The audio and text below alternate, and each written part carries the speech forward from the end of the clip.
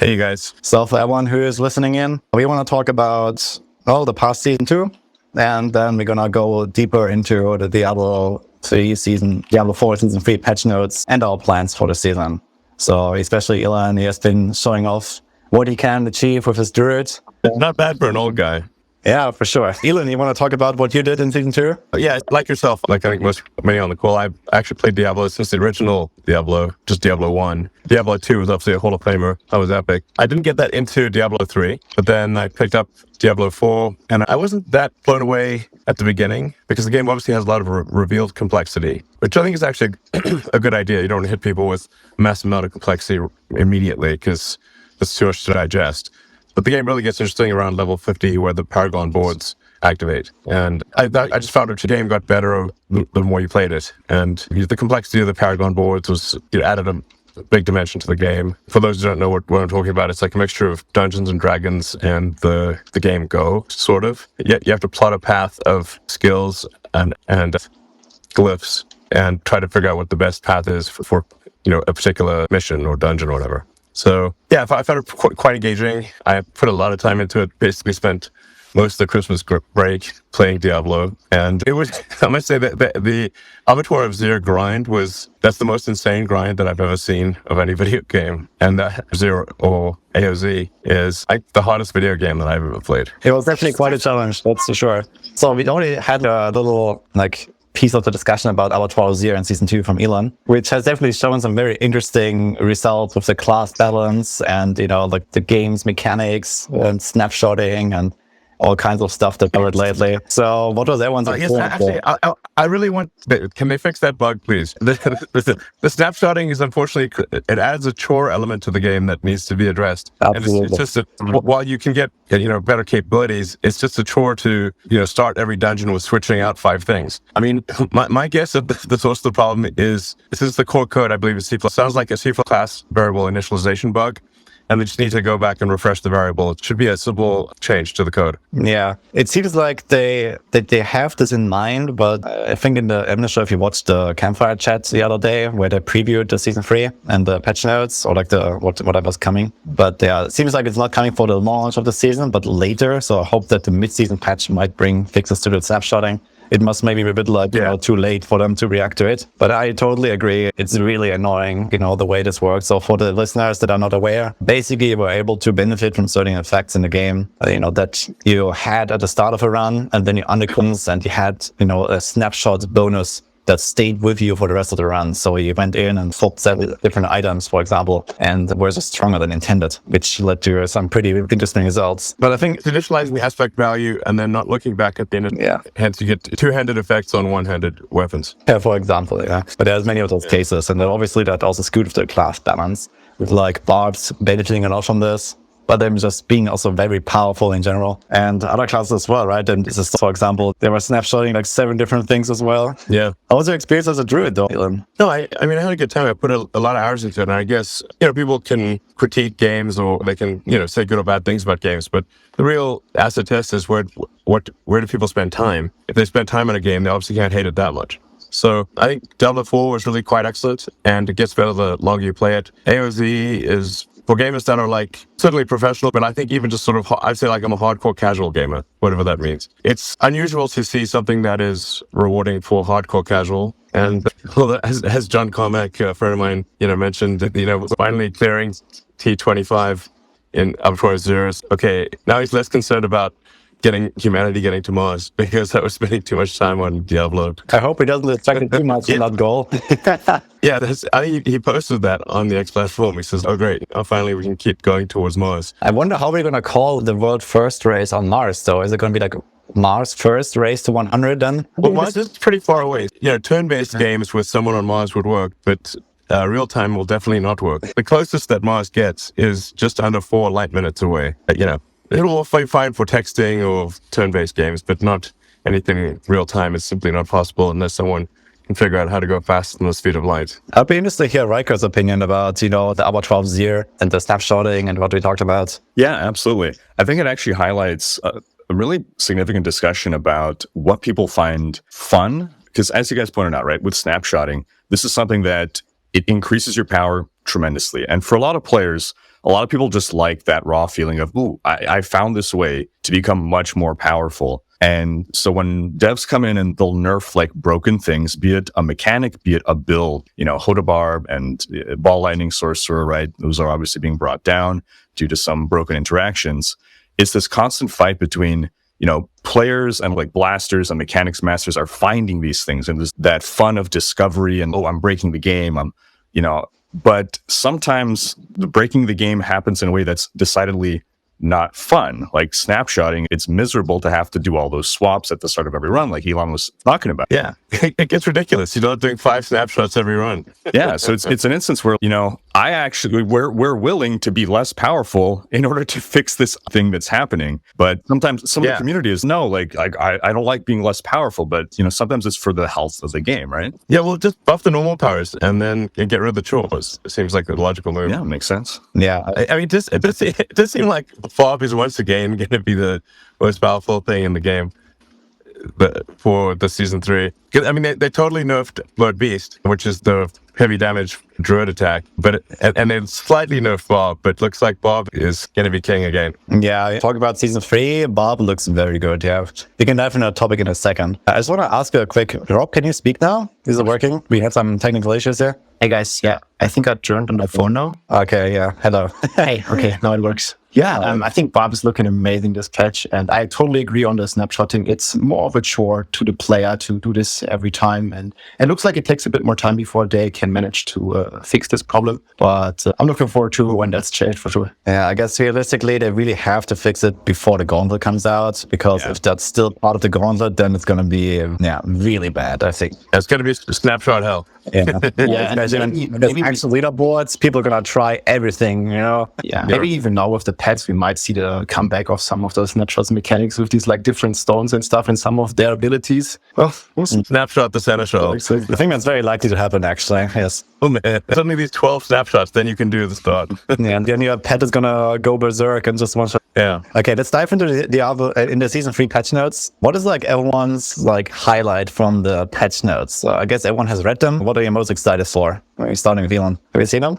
Class balance between seasons, obviously, because otherwise, it gets boring having the same optimization. It looks like the season 3 is favoring lightning quite strongly. That's the initial impression. They obviously, as I mentioned, nerfed Blood Beast, which was ridiculously powerful at high tiers of blood level, admittedly. But yeah, so probably, leaning towards lightning. I'm kind of curious as to whether the Seneschal is considered a companion. If it is, then a pets build could be quite powerful. If you can get effectively 10 pets, then you can get, pets build, you get 150% damage increase. Okay, we're talking about the Stampede and the Shepherd aspect. Yeah, exactly. If you get Shepherd, and if you basically just have your menagerie, and if Seneschal it's because it is a companion of some kind, so that might make it a 10 companion build with lightning. So it sounds like you're definitely going Druid again, right? And you want to try to optimize it. Druid's just the one I know. So if I get to the point where, okay, I've done everything I can with a Druid, then I'll try another character. But it would also be helpful, I think, to just have different aesthetics per character. So, I remember that discussion.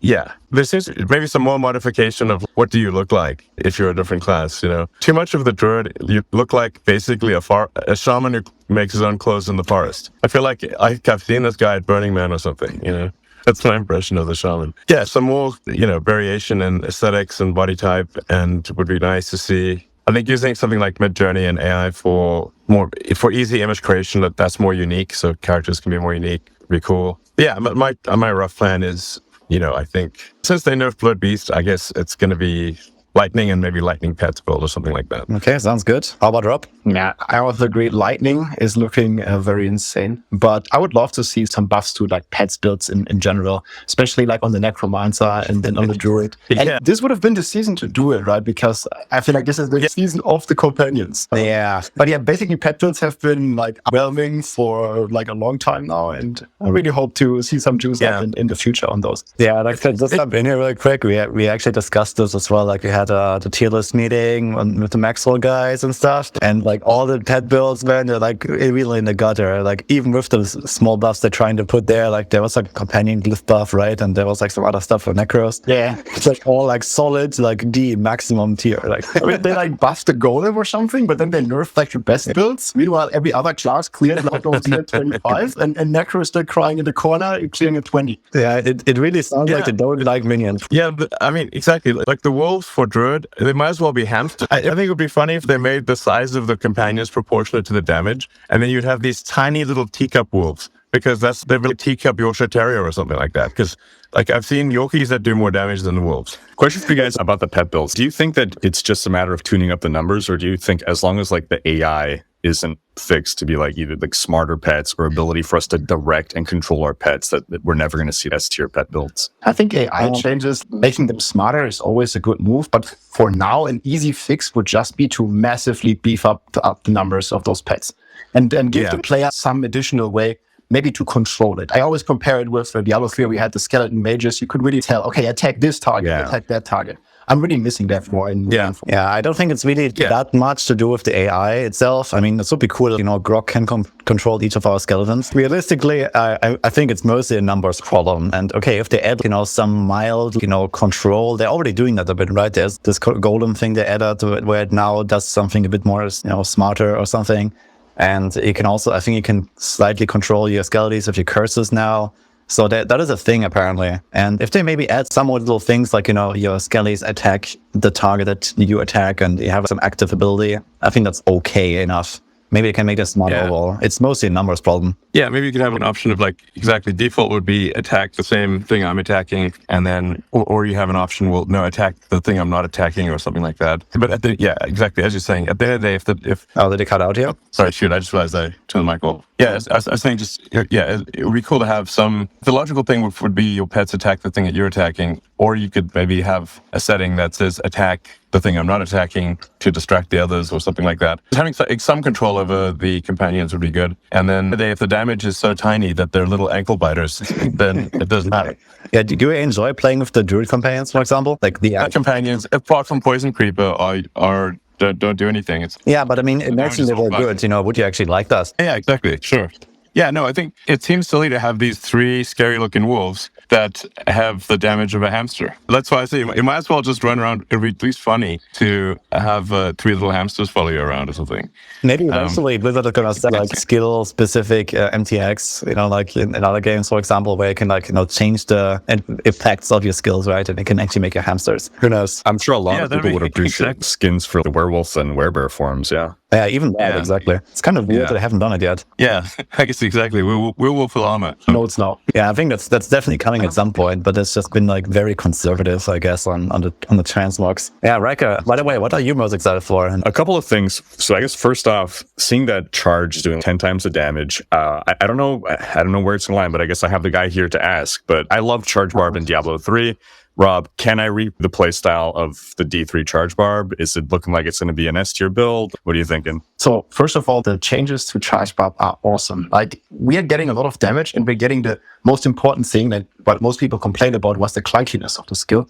So you can finally reset your cooldown just like you're used to from Diablo 3. But yeah, people are very focused on the whole charge is getting 10x damage on the base, yes, but they also changed some of the multipliers on the side as well. So in the end, we're probably getting 5 times the damage. But yeah, I think it's going to be a very strong leveling build, first of all, because you just unlock this massive damage instantly without having any aspects.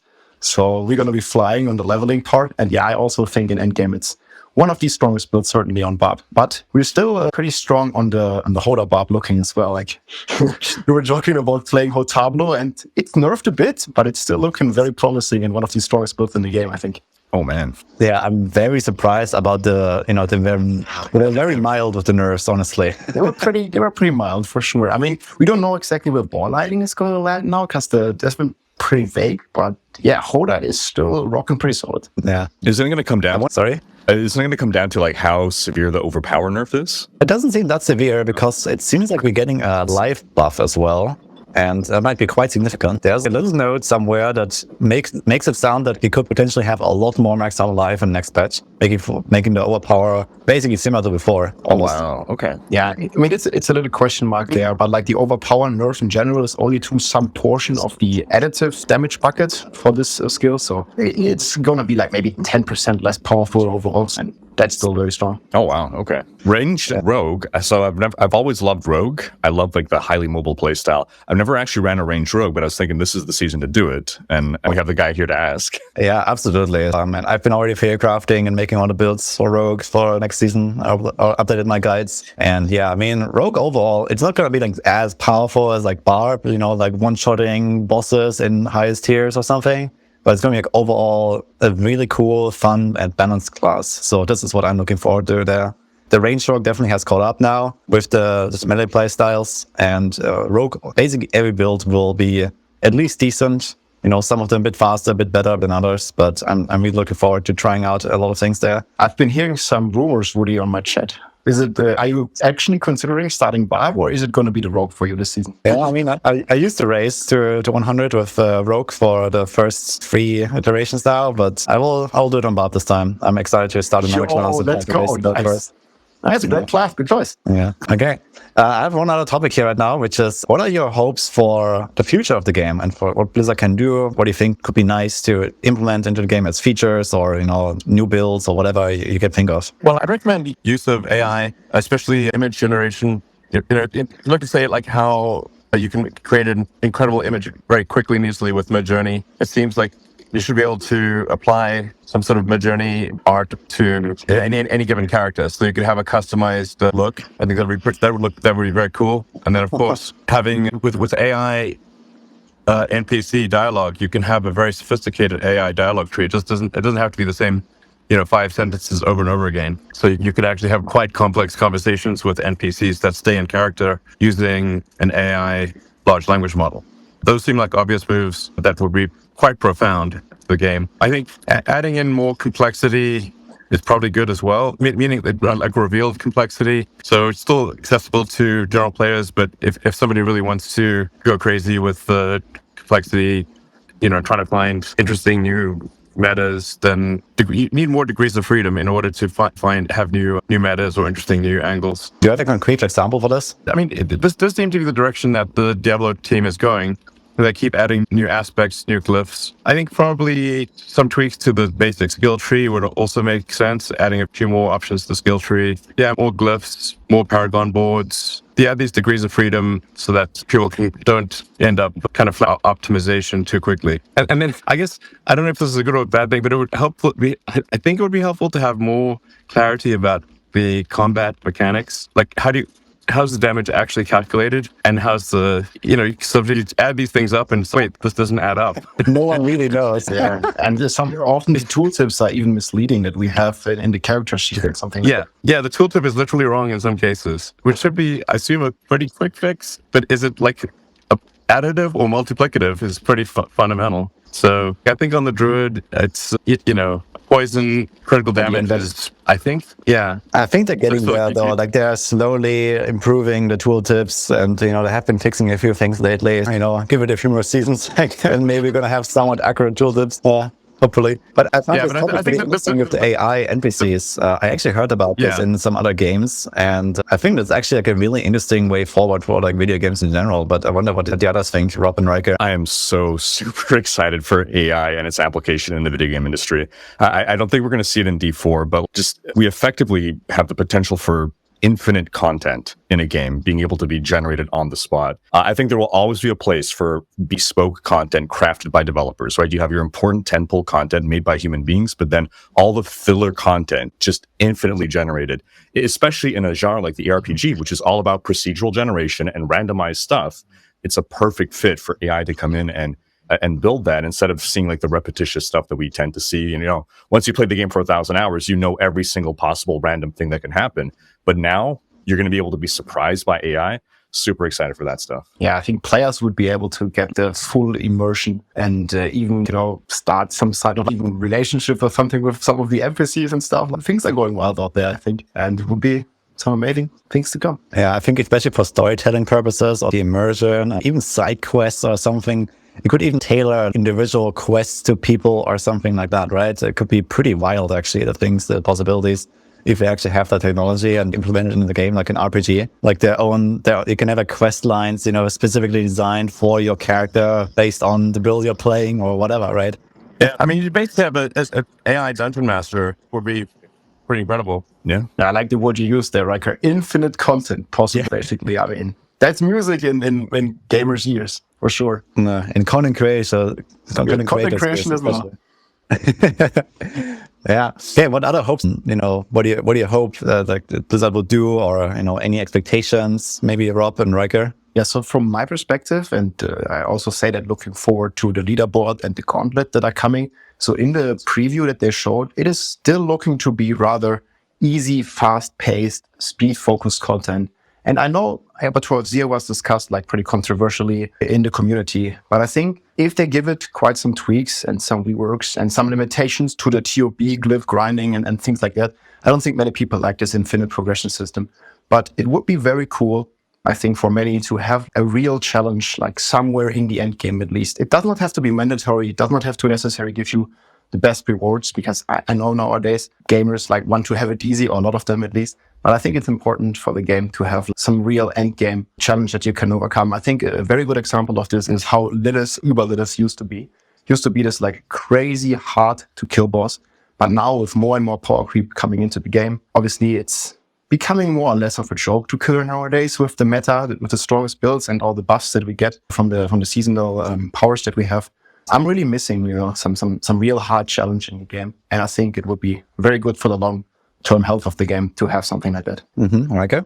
Yeah, I'm really looking forward to the Loot 2.0 itemization rework. I think that's critical to moving the game into a good state. Once that's implemented properly, like assuming, that it goes over well, I think we're going to be in a much more solid position to keep rolling forward with the seasons. I think season 3 has been looking really solid mechanically. And I think once we get into the cadence of maybe adding in past seasons reworked as permanent game mechanics, because I see a lot of complaints, another like just temporary thing added to the game, like we need more permanent things. And it's give them time, right? They're beta testing these things effectively.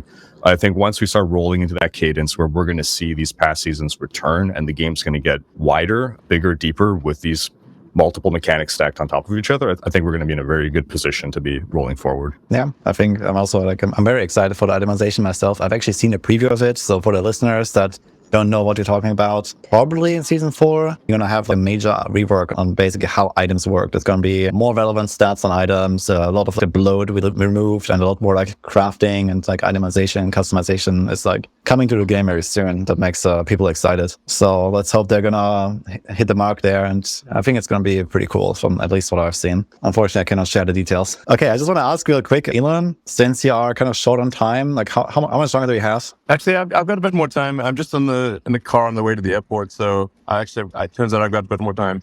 Okay, then I mean, like I kind of try to keep the main topic list short, but we could just have an open-ended discussion now. Talking more about the season 3, if you want. All right. Well, for me, like one of the interesting things about the new seasons is always also like the start of the season. When everything is fresh and we're going to discover new things. And, like not everything is really shown exactly in the patch notes, like, for example, how the initial constructs work. There's always undocumented changes that surprise us. That happened like every single season so far, and it will continue to happen, I think. Anyone has any guesses for, what will be the biggest surprise, or what could be like, something that is unforeseen? Funny thing, I have my money, and I made a YouTube video about it. I'm betting some of these pet mechanics might be way more powerful than we think. Because it's basically confirmed, I think also here on X, developer of Diablo 4 tweeted that the pet is going to scale with your character stats. And I think, just from a Barbarian perspective, but I also could see it on other characters, there is a lot of generic multipliers that you can stack. And there is one stone power in particular called the Tempest, I think. Creates a big pulsating ball of lightning around the enemy. We have to see how exactly it will work. But I'm having hopes that this is actually enough to just clear the entire game if we stack it with generic multipliers from Wrath the Berserk or from different parallel nodes. So really excited to see how strong I can beef up this construct, this pet, and maybe it can just destroy the entire game for me. Definitely funny to see. I think Barbs have the most potential there as well because of all the generic damage increases they have. If it only scales with your actual attack power on the character, you can reach like a few 100,000 or something attack power, and this thing is gonna go wild probably. Yeah, and as we talked about snapshots earlier, I mean, we can still snapshot our like generic multiplayer, like it's Blood Rage. It's called Blood Rage. So yeah, we've been hitting like a couple million sheet damage with the tube. Obviously that's gone, but yeah, I think we're gonna still be pretty powerful on those multipliers at the moment. Do you have any other guesses here from Elon or Rhykker? Or like any other, I don't know, what do you want to try? Maybe that is like a bit vague right now or, not exactly explained. Well, I don't really have much insight into season 3. I've only seen what people have posted on the Xplatform and, read the patch notes and whatnot. It sounds cool. Hopefully, since I'll be playing Druid again, hopefully Druid has not been nerfed too badly. It's looking pretty good for Druid, at least based on what the other guys were saying here in our meeting last time. Yeah, Lightning Storm amazing, man. Yeah. Lightning Storm in particular, Pulverize is going to be good as well if you want to play that, and Tornado is still there always, so there's some options. When Lightning is going to hit the entire screen twice. Okay. Well, it's definitely going to be a good area of effect. Yeah, I think Druid will certainly be, no matter what, a good in a multiplayer game. There's 2 to 4 players. And Druid actually pairs well with Barbarian, as you know, in the AOZ stuff. Yeah. Druid is great for taking out the mobs and then tends to have trouble, especially if there's only one secret at the end. But Barbarian is great. Hoda can help out, for sure. Yeah, exactly. Teamwork. What about Rhykker? Do you have anything? I guess something that I would like to see that I'm hoping for, but I don't think it's going to happen. Like the Necro Bone Spirit build, I'd love to see that rise to S tier, mostly because the Shattered Spirit aspect, it sounds like basically, so like in D2, we had the Frozen Orb Sorceress. You shoot the Frozen Orb, it travels kind of slow, and those like frozen splinters come off of it. It sounds like Shattered Spirit is doing that, but with Bone Spirit, right? You have the 18 bone splinters shooting off in all directions from the Bone Spirit. So it's almost like recreating that playstyle, but instead of a frozen orb, it's like a ball orb. So it'd be really cool if that could be an S tier build. Yeah, it definitely sounds extremely fun. I wonder how smooth it's going to feel. But I think the clips that we're going to see from that is going to be amazing for sure. There's another hidden, uber unique stone that we haven't seen. So they revealed the Shaco Harlequin's Crest Stone, 4x to all skills. And then what are you guys' guesses on the Genesis Stone, right? I think it's going to be something directly affecting the Seneschal and not your character instead. It may make Genesis, maybe it's going to spawn mini Seneschal copies of itself and going to go crazy or something. Who knows? Yeah, I mean, on the Druid front, I think like the Boulder Hurricane looks awesome, but the damage ended up being pretty low. Like just buffing the Boulder Hurricane combo to have it be more useful would be cool. Yeah, I think that might change to the resources for the Boulder, but that's not really going to fix the problem of the build. It just needs damage. Yeah, it just doesn't have enough damage. Exactly. The Sorcerer Lightning Balls does epic damage, but the Druid is a pale comparison. So I've seen some. It's like if you're being hit by boulders in a hurricane, it should hurt a bit more. Yeah. Mm-hmm. I've seen some Boulder Druids in season 2, like. It seemed okay, but nothing crazy. So maybe the buff will help a little bit, I guess. But yeah, maybe there's gonna, some more tweaks in the future with, certain underperforming builds. I mean, the devs are always trying to like balance things out a little bit. And it looks like the balance is noticeably improving this patch. Outside of Barb being maybe still too strong overall. We'll see. Yeah, certainly. I think the season is season 2 was as well, but like season 3, I think is a big step in the right direction, like even more so for the game. And yeah, class balance, like Adam Jackson, like whenever I listen to his interviews and his streams, basically when he's doing a developer stream, it always feels like he is really knowledgeable. And I think the class balance is in pretty good hands with him. And it's going to take some time, but going forward, I'm very optimistic. Do you think that what Blizzard is doing with the communication around Diablo 4 and like this campfire chat and the patch notes and how the cadence of how they release things, do you think this is like good or could it improve something? What? Definitely pretty good. Yeah, what I like about these campfire chats that they do Q&A, like chat questions and stuff. But one thing I wish they could improve a bit is like the kind of like mid-season, and I think they vowed for doing this a bit more, what Adam Jackson was saying in the stream. But in general, like when there is like some bugs or exploits or some questionable mechanics, like the snapshotting, for example, I think it takes them way too long to give like a response or like a stance or even a comment on it. My community, for example, has been like discussing this, like left and right. Should you use this? Should you not use this? Is this cheating? Is this not cheating? And it's just been really in the gray zone. Well, I have a great suggestion. They should just reply to questions on the Xplatform. Exactly. Yeah, just add Diablo and ask them. Yeah, maybe we'll try, guys. Like when the next bug or exploit is coming up here in a few days, just tag them closely. Yeah, it's not gonna take longer than 48 hours, and we're gonna find some really broken stuff. Yep, exactly. And then we're going to be waiting for 2 weeks and have a question mark, like what's going on. So I think like they could be more responsive to this kind of stuff. Yeah. I mean, there's always room for improvement, but like from the On the D3 days, like problem solved. Let's go for Elon first and then Rhykker. sorry, what was that? I think Elon was speaking. No, I think we were speaking at the same time. Oh yeah. Sorry, go ahead. Sorry, I think my connection is a little bit variable because I'm on the way to the airport. But no, I was just making the suggestion that the Diablo team should respond on the X platform to questions. So people will ask, then we'll know. It's just, that's how my companies do it, like Starlink and Tesla, and we'll just answer people's questions. And then you can link that answer to anywhere else, I think it's helpful to engage on the X platform. Obviously, I got to promote the X platform, but it works. Okay. Yeah, Rhykker?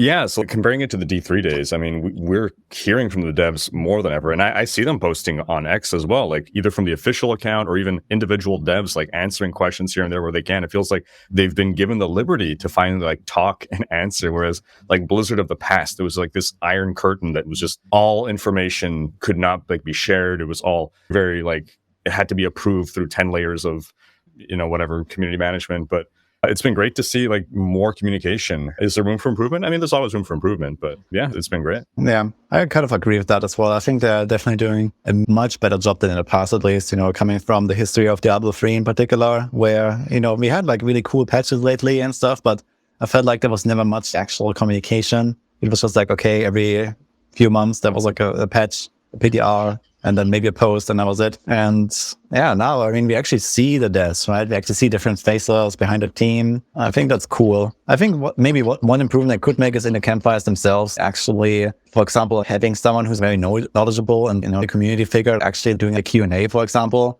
with like prepared questions, that is actually pre-vetted, for example, right? There's, let's say Rhykker, sits down at the end of a campfire chat with 15 minutes or 30 minutes. And you're going to ask a few questions that people will have. That's, they try to do it with the live Q&A in the campfires, but they just take like random Twitch chat questions and it's not really filtered or something. So, well, they could do it. They could always do it X Spaces. That would be my recommendation. Yeah, X Spaces, Lizard's death, so it would be pretty cool as well, for sure. Yeah, and then it's pretty easy. Like if somebody wants to speak, they can like basically raise their hand, and then if it's somebody who's doesn't seem to be a troll, then you could very easily enable them to speak. So it's good. Anyway, X Spaces looks great. Hashtag ad, yeah. Okay. We're on one, literally. Okay. Yeah, but I actually like that feature, I gotta say. This is the first time I've been listening to some, but I've never used one. But it seems easy enough and definitely a cool new way to interact with the community.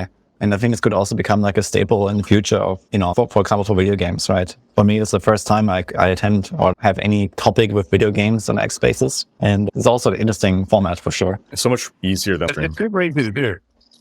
Yeah. Mm-hmm. Okay, future again, just for, maybe the next season or the next big patch or something, just have another X Spaces. So we'll see about Yeah, it automatically saves. So even if somebody's not there at the time, they can always listen to it afterwards or read the transcription. But the nice thing is it's an easy sort of pick up, drop off, and being ad hoc. Like if somebody, hops into the spaces that seems like it would be interesting to hear their opinion, then you can just enable them as a speaker. It was like quite a useful thing. I don't think there's anything else quite like it out there. Yeah. Okay, going back to the topic of Diablo though, we talked about X here. What do you think would be in the expansion maybe, but looking a bit further ahead in the future? What is like a major thing that, it could be adding, for example, to the game that, is not just like a seasonal update? Do you have any predictions on that end? Maybe speculating a bit. I always like doing this. Well, so first of all, I think most people really want this type of holy class. I mean, there's been some spoilers and some leaks about that stuff with the Spirit War. We'll see. I think this is like the biggest discussion on people's minds. What's the class going to be? Spiritborn still sounds like a holy class paladin kind of warrior to me. That would be very cool to see. And I don't know how you guys feel about that, but some sort of greater rift system, like how it worked in D3, a real challenge, like what I was talking before, some endgame stuff, and obviously like a new area is going to be unveiled in the expansion. So I'm just pretty excited about all that stuff. Maybe Rhykker? Yeah, definitely expecting the new class, more of the world unlocked. I think we're going to get some kind of new chunky mechanic, like maybe we'll get companions or something. I think we can even maybe get at least one new skill for every class. Because back in April, when I asked them, could we see new skills added in seasons? They're like, that's more of an expansion thing. So potentially more skills for all classes. I think it's a great opportunity to add more Paragon boards as well. I think Elon was talking about adding Paragon boards as well earlier. I think it's pretty funny that you mentioned the follower/mercenary, because a lot of people on the forums and on streams as well were thinking like this construct theme that we're getting right now is like a test for the different followers that we're gonna get. And I'd be pretty positive about that. There was also in some of the leaks, they were also talking about some of these followers, mercenaries coming, and it's been great in games like Diablo 2. So that'd be cool. Maybe some auras, some aura eyes, things like that. I gotta say, personally, I'm not a fan of the D2 and the D3 companions at all, and I really don't want to see them in D4. I see like the whole like ambience and like the feeling. The immersion is kind of like broken when you have another guy running next to you all the time. But who knows? Maybe they implement it in a cool way. Like, I don't mind its construct. It's okay. It's like not a permanent thing. It's like a very seasonal theme, specific thing, I guess. But yeah, we'll see. If it was optional, maybe there's like an option to run a companion or not and have some other perks, perhaps. That would be cool. Yeah, only have it with you maybe in like certain areas or certain instances, things like that. Okay. Elon, do you have any long-term hopes or something like that? Yeah, I mean, it's really what I was thinking there, which is that for a profound change in gaming, you want to integrate AI for both for images and for NPC dialogue. That would be a whole new level. Do you think it's realistic for Diablo 4 though? I mean, Diablo 4 is like a game that has been developed for, I don't know, half a decade or longer. And this is the game now, right? And I mean, I'm going to do expansions, but do you think it's even possible at this stage? No, I think it's pretty easy, actually. Yeah, I think it's pretty easy. Do a call out to an LLM API for dialogue. It has to just have to containerize it, so it's not you can't break out of the NPC's mindset and start asking it questions about the rest of Earth. But I think that's quite a radical. I mean, it's a profound change in the sophistication of NPC dialogue, also NPC behavior and game mechanics. And then right now it takes a lot of time to generate art and new art. But if that's done manually with Photoshop, it's very slow, or with in any given sort of manual photo editing tool. But if you use the AI art generation, you can instantly have something great. And it can also be unique to each user. You don't have to worry about showing up in the same set of armor as someone else. You can have each armor be unique. Mm-hmm. Yeah, I kind of like the idea of AI enemies, to be fair. Like, you might have heard about this. I mean, this is like one of the first big breakthroughs in like AI, like video games with Dota, I think, right? Where this AI team beat like the world's best players or something. This is how they kind of got started, right? And imagine if like they actually implement like AI learning to the NPCs like that you're fighting, and over time they just become better and better at outplaying the players. Like, I mean, it's only fair, right? We as players, we learn more about the game, we get more experience, we're gonna get better. And at the same time, imagine if the enemies also did. And it would be like some kind of arms race between the players and the enemies. That would be kind of hilarious. And that could be a pretty interesting, maybe not for across the entire game, but something like, the enemies become smarter the higher tier you go. If that's ever going to be like an A or Z type system again, you go higher tiers, the enemies just become better. Like, how would that be? It's going to be humanity, gamers versus AI, hopefully only in-game. Yeah, but I mean, it's very interesting, if they actually, they dodge your attacks and, they try to sneak up on you, or they wait for your weak moment and then they strike or something. Imagine that. It could be. It would be super interesting to see also for the meta developments in the game, for the strategies. You adapting your strategy to what the enemies are doing, and then they adapting in real time to you. That'd be crazy. Yeah, it would be very wild. But if they ever make something like like a high-end challenge again, like this Avatar of Zir, it doesn't have to be just the numbers buff. If it's something like that'd be really cool, I think. Yeah. Yeah, and I think they have some base of this in the game, right? Doesn't it say like when you change the world tiers that the monsters like quote unquote get smarter? I mean, to a very small degree, but they get more aggressive. Yeah, more aggressive. Yeah, I think that's just only scripted though, right? It's all scripted. I think they're gonna be a bit faster. They're gonna aim a bit better. They have probably like some kind of mischance that is getting lower or something like that, right? Or some spread in like, for example, the projectile trajectory, and that's just like gonna get smaller or something. I don't think it's like any kind of like eye smartness that's involved there. Yeah, can get it next level. I think the player base, the community is ready for it. Yeah, I mean, if the AI can get quite good and have a reaction time faster than any human, it would actually have to nerf the AI, to be frank. The only games where it cannot beat humans are extremely high degree of freedom games. I cannot beat humans yet, I should say. Is that you have to have very high degree, like like reality is the highest degree of freedom situation, then, people sometimes think of chess as being complex, but chess is, in my opinion, not very complex because it's only 64 squares, set piece battle, no terrain differences, no fog of war, no tech tree. In my opinion, chess is a simple game because it's missing all of those elements. And, right now the computer is so good that your phone can literally beat Magnus Carlsen. But if you make it, as you increase the degrees of freedom, it becomes harder to make the AI win. You're dealing with reality, which is the highest degree of freedom situation. So you can apply a little bit of AI just to make it interesting in the combat mechanics, but if you apply too much, you'll just get your ass handed to you. Yeah, I mean, you don't have to overdo it, I guess. But, if it's like slightly better at everything and like actually like more reactive, I guess that's mostly what I'm looking for, right? Okay, like the AI, can like maybe target a bit better. It does right now in Diablo 4 and like the higher world tiers, they become a bit better at, working together and hitting you from a distance or something. But if they actually, you imagine they get like an evade ability like the players, right? And they actually evade out of your attack or something like that. A bit more like PvP, I guess, right? It should be a bit more like how actually PvP feels because you have real players that do these things in the PvP zone. So I'm not sure if you guys have any experience of that, but this is a very dynamic fight and it can be really fun, I think. I was going to say to add AI controlled bots to PvP. Yeah, just imagine in the pool right now in Diablo 4 when you play, you have these damage resistance guys. Like whenever it also in the pool, basically everything takes 90% less damage or something. You essentially do 0 damage. So if there's some AI that makes these damage resistance dudes like run away or shield them in some capacity or something, get behind the door, pretty crazy. Okay, that reminds me, you have certainly seen that in other trials on the high tiers when you have these knights monster types and they shield each other. And they are champions, or like the vampires with the immunity. Yeah. They just make the damage resistance immune and, well... If the companions could attack the the guy that's causing the damage resistance, or the healer that would be helpful. I kind of felt like there was something involved there in Avatar Zero that they really wanted to mess with me, with the vampires in particular, man. On the high tiers, like I didn't even have enough time to destroy these immunity bubbles, and then the champions made everything else immune, so I could just not kill anything. It was pretty wild. Yeah. That's basically the problem, like when you just scale the HP. So I think like making them smarter, like to some degree with AI, that would be so cool. Yeah. I wonder if they have such plans. I heard there was like some patent or something that they have something patented, I think, about tools and stuff, but I'm not sure. I just read about this like months ago. I'm not sure Rhykker might know that. It sounds familiar. I'm quickly trying to Google what it was. It might have been maybe that was art, yeah, maybe not the exact, but they might be working on this kind of technology. I'm sure they're not like oblivious to the developments. AI art is a no-brainer, I think. And then, like I said, just AI NPC dialogue, also a no-brainer and not hard to implement. A little bit of AI combat mechanics also seems pretty straightforward. At some point, the AI will be good enough to make video games from a whole cloth. You'll just literally have AI make a video game, the entire thing.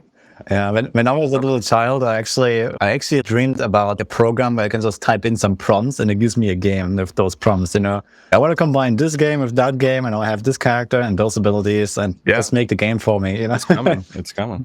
It's coming for sure. I think probably, as it is, the sophisticated LLMs right now can program up, if you said make me a game like Space Invaders or something like that, code it up and everything, they could do it. Just more complex games are tougher, but fast forward, say 2-3 years from now, I'd say within 3 years, there's AIs doing video games from whole cloth. That's very soon, actually. So, holy. Yeah. It's advancing so fast, the tech. Yep. It is, yeah. I've been also seeing news about, for example, Optimus. Like, there have been some posts I've seen here on X as well.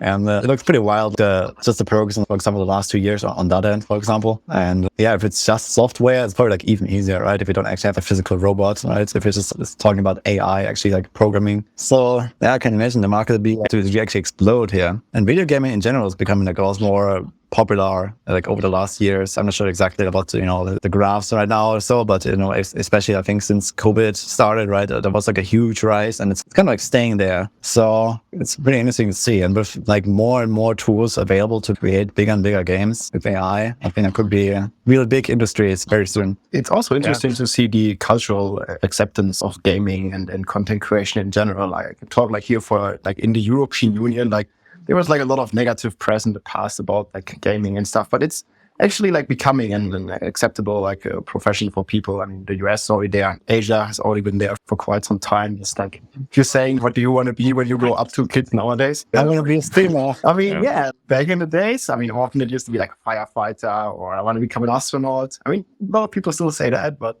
Lots of kids just say, I want to be a YouTuber or a content creator or like something along the lines. Yeah, it's like the new, I want to be a rock star, yeah. Question for Elon. I mean, you have your hand in multiple different sectors. Were you ever interested in entering the video game sector? Yeah, I thought about it. I used to program video games when I was a kid. And then for one summer, I was an intern at, funnily enough, a video game company called Rocket Science. It was like 30 plus years ago. And I'm actually credited on a game called Lodestar. So I did consider that because I do love video games and, I programmed for 20 years. It's certainly something that I like a lot. But I generally try to do things where I think people are where it's not being addressed. So there are actually a lot of great video game creators. But, for example, for electric cars and for rockets going to Mars, there really, when we started Tesla, there were no electric cars. And even the big companies that had the electric car programs had canceled them. So unless the startup tried to be successful with an electric car, there was nothing going to happen. And then the trajectory for space was also going nowhere. Saturn V could take people to the moon. Shuttle could only take people to low Earth orbit, and then Shuttle obviously was on track to get canceled. So unless something was done to change that trajectory, then we would be confined to Earth forever. I basically try to put my efforts towards where I think great things are not being done, whereas I think there are a lot of great video games being made. Makes a lot of sense. Fair enough. All right. What I like to think about a lot is like the educational part that gaming can play as well. Like see it here, like we are basically giving our opinions on our channels, educating people like how to build a guide or how to do this. Yeah, this can potentially revolutionize the educational system as well. If you can sort of gamify in a way the education also of children to some degree, I think there's also super cool things coming there. Yeah, exactly. Games are really compelling. Movies and games are compelling to watch and play, but most educational things are done in a way that make it a chore. Whereas I think you can actually construct educational stuff to be a fun game where you learn along the way without really knowing it. Yeah. Yeah, just need to add a leaderboard. And yeah, pretty much. Yeah, I mean, that can definitely help. I mean, there are these things being done, right? But I think overall, I'm not sure how it is these days. And there might be like some very, modern, schooling techniques being used like that. But I guess for the most part, it's still like relatively simple. Okay, you have to study this and there's no gamification. And gamification can really help, I guess, especially in the younger folks. Yeah, absolutely. There's a friend of mine's kid who the reason he wanted to learn to read was because he saw his dad playing League of Legends and he wanted to know what the letters were at the bottom when things were happening. So he was like, I want to learn to read so I can see what's going on in League. This is similar to what happened to, I think, many of us here in gaming as well, where we just learned English so much better because English is the language of the internet. And I would have never really learned English as well as I can speak it now if it wasn't for video games and for the internet and interacting with people here. Yeah, absolutely. Yeah. Like when I was like very young, I started gaming, I don't know, ever since I can remember, basically. And, most games weren't even available in my mother tongue, or like you couldn't get your hand on them at least or something. It was very difficult back in the late 90s or something. I felt as, a little child. And yeah, like many of these games I played were just in English and I had no clue what anything said. And over time, you actually learned it. And these days you have, many people like that, I guess, that just like play games and interact with people online and have friends that are from all over the world. So like they're just going to learn English that way. So that alone is already like a huge mechanism, I think, for people's success as well. What are some of the first games that got you guys interested in gaming? For me, one of the first, I guess it was like some Super Mario game. And then, I don't know, I mean, I played a lot of different games back then. There was like Need for Speed, like the Need for Speed 2, Need for Speed 3, and this kind of stuff, like Sims and SimCity, like the really old school, like 2D SimCity. Yeah, wow, yeah. Some really old games were also like some of the early ones, Half-Life, yeah. So this kind of stuff, I guess. Warcraft. Yeah, exactly. Warcraft. For me, it was the OG best-selling Blizzard games back in the day. It was Diablo, the Diablo franchise. I started with Diablo 2. That game was just so far ahead of its time, I feel. And then Warcraft 3 got me pretty hooked as well. Yeah, Warcraft 3 was definitely one of my favorite games of all time. Yeah, great game. And I mean, out of that, like the entire genre of Dota, League of Legends, and all this kind of stuff, like basically comes from this like infinite possibility custom maps that we had in the editor in Warcraft 3. Mm-hmm. Cool. Yeah, imagine when you bring out Warcraft 4 with a world editor with AI. Oh man. Oh yeah, the possibilities and like new game genres probably like sparking out of that. Yeah. Yeah, it's gonna happen. Warcraft 4, when was that? We've been waiting for 2 decades. Well, now that Microsoft owns them, Reforged, wasn't it? Microsoft cares about the RTS. Half-Life 3, AI. Oh. I mean, maybe they've been waiting for that, maybe for some big revolution. And Half-Life 3 is coming, who knows? And I mean, they could do crazy things. Yeah. What about you, Rhykker, by the way, Elon's question? Yeah, I mean, I got into gaming like just from watching my dad play video games on the computer. I was just fascinated by the computer and video games. But the first games I played were like Mortal Kombat on Super Nintendo, and then Duke Nukem 3D as an 8-year-old on PC. Oh, I know that one. Okay, cool stuff. All right, well, I got to sign off now. It was a great discussion. So perhaps look forward to another one in the future once season 3 comes out. Okay, yeah, maybe we're gonna have something again. I'm always up for it, so we can definitely figure something out. Thank you very much for joining us, Elon, and also Rob and Rhykker. So it was a pleasure talking to you guys. I guess we're going to just wrap it up then. So for everyone who was joining in to listen, I hope you enjoyed it. I've been reading through some of the comments, but it was kind of difficult to keep up there and, like maybe implement some topics. But yeah, I hope everyone enjoyed it, guys. And yeah, maybe we're going to have more of this in the future. You have any closing thoughts, Rob and Rhykker? Thanks, everybody, man. Good luck in the upcoming season, and I will see you there. GG. Yeah, thank you, gentlemen. Have a great one. And yeah, GLHF. All right. And I'm going to close it here. So my first X Spaces. Yeah. Good luck. Have fun, everyone, in season 3. And stay tuned for more. Bye-bye.